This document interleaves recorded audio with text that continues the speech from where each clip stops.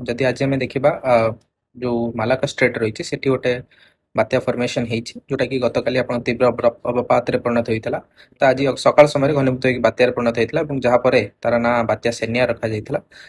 सामान समय जब देखिए जेहेतु पूर्वाह्न समय पाखापाखि 11टा समय से लैंडफॉल करता आपंकर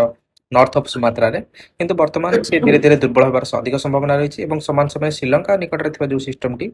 सेटा घनीभूत करवा आगामी 24 घंटा भितर से गोटे अवपात परिणत हो परवर्ती 36 घंटा आम जोटा कहे 28-29 भितर से गोटे बात्यार रूप नहीं पारे जहाँकि तार जो दिग रही मुख्यतः भाव आप तमिलनाडु तथा यार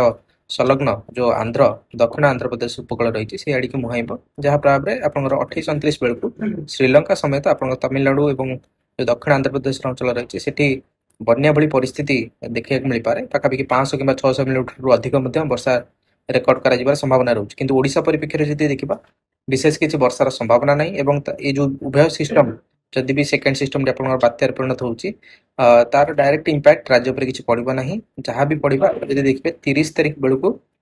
दक्षिण ओडिशार किसी जिला मानक पाग आंशिक मघुआ रही पारे और 1 तारिख बेलू आपंकर मालकानगिरी कोरापुट रायगड़ा और गजपति जिलार गोटे 2टा स्थान हल्का वर्षार संभावना रोचे किंतु विशेष भाव जब देखा जा ओडिशा उपर मोटामोटी भाव देखा गले विशेष बड़ किसी प्रभाव पड़ार संभावना नहीं।